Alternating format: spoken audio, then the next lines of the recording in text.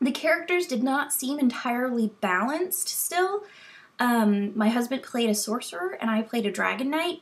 He was able to one-shot things where I wasn't.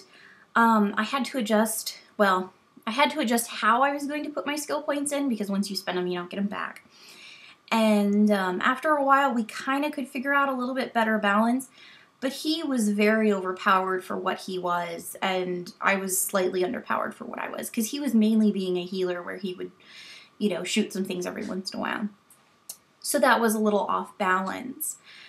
So I think that's something that they're going to have to work on, and of course, just like any skill tree, when they work on it after the game's already been out, people are going to be a little upset because they've invested in these toons or these characters. Speaking of skill tree, they're a little more complicated than you think, because whereas in other games you get to see where your skill tree leads, these you kind of pick them and then you unlock the next thing, but you can't see what you're unlocking. So you could spend all this time leveling the first stage of this, and the second stage is just not really that great. And so you have to kind of pick something else and rearrange. So I think many people are probably going to have a couple toons before they get the skill tree that they really wanted in the first place. I don't know if they're going to address that, or if everybody's just going to have to go online and, you know, kind of get all of the what's the best skill tree, how to do this in this progression and that kind of thing. But it's going to take a little work before people are entirely comfortable with it. Let's see. Crafting. Crafting is really fun. I enjoy it. There's so many beautiful things to run around and see, so you get a lot of stuff, but your bags are not that big. So you're running around gathering things for crafting. There is a bank, so you can put things in your bank, but your bank's not that big. And if you're doing more than one craft, you're out of room. And so that's, I mean, you can buy more storage on your horse, you can upgrade your bags, and you can upgrade your bank. So there are options, but it ends up being pretty difficult to see, you know, how you can level these things without just selling a lot of ingredients. And so it's tough. So you're gonna, again, have to balance your character in a way that you think that you can have enough space for this, or spend a lot of money purchasing things instead of playing the game as much for leveling. So again, there's a lot of balance there. As for loot, I think loot in this game is great. It really stays on par with what you're doing. The more you adventure and the more you kill things, the more you learn to pick chests, you're gonna get stuff. And I mean a lot of stuff. I actually encountered one, I guess rare, you could call them there, named creature, and I got a really nice sword from it. You know, it was a little off the beaten path, and I love that. It's exactly the way it should be. Other than that, your crafting is going to be the best way for you to get armor and equipment.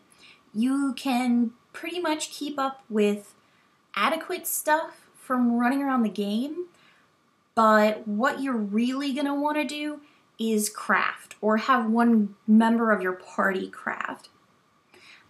Two-player, I said member of the party, we had some problems with this. They've said that everybody gets to play together and it'll be totally fine, and it's, you know, everybody together, not an issue. You can invite people into your group, that doesn't mean that you will see them. We spent a lot of time trying to figure out how we could actually game together. It showed up as just this little arrow icon over his head where he wasn't on my screen, and over my head where I wasn't in his screen. This was really aggravating. We did everything from reloading to shutting down computers, turning things back on, restarting together. We found the only way that we could actually see each other is if we repetitively traveled to another player, and that's an option when you click on their name. And after so many tries, eventually we could see each other. But it literally was the only option for being able to game side by side. The other thing is, once you are in a group, you cannot trade items.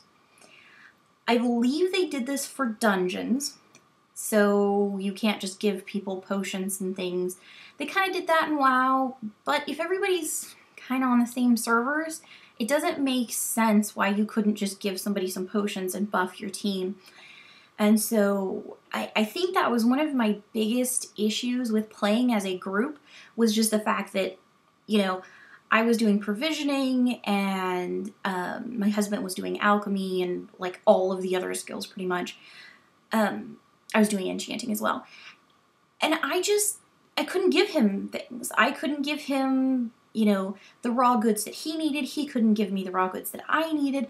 We had to ungroup before we could trade. It just was a hassle. And that's something I really feel like needs to get fixed, because it ends up being quite tedious for really no reason.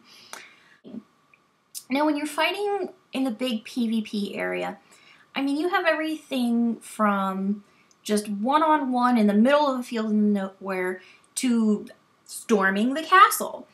And so when you get into these big, huge fights, the more you fight, the more points you get. And with those points, you can buy things like trebuchets or, I can't remember the actual wordage, but it lets people port to you pretty much. And so the more you play, the better you can be at it. There are different point systems and all of that.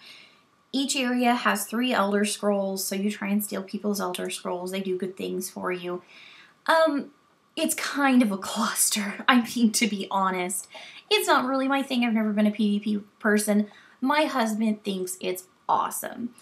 And honestly, I have almost more fun standing back and watching how amazing it is to see people with really no guidance just swarm a castle than I do actually being in the swarm, because, you know, I'm still pretty low level and I don't really know what I'm doing, so I end up dying a lot. And that's just not really enjoyable. And being lower level, you die a lot. I mean, that's just kind of the way it goes.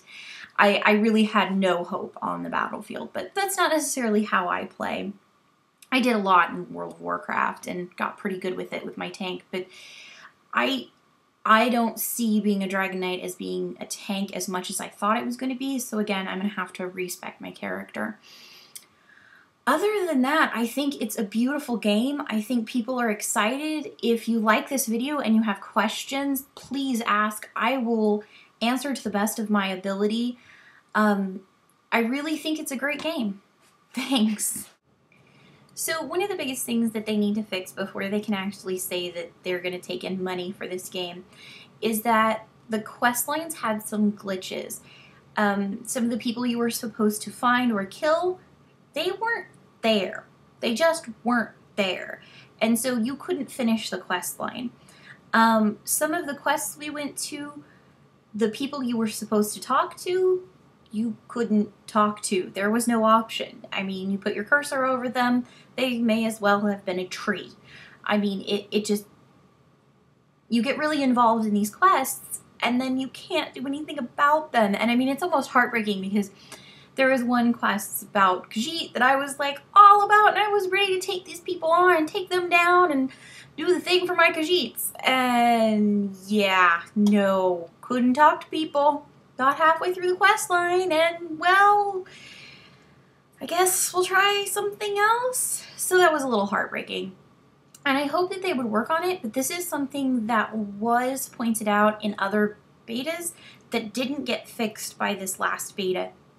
So I'm really hoping the next beta there will be more on that. I am going to try and get some screenshots and some actual video of playtime the next beta if I get invited. So I'll definitely try and put that up. If you like these videos, like and subscribe. Thanks.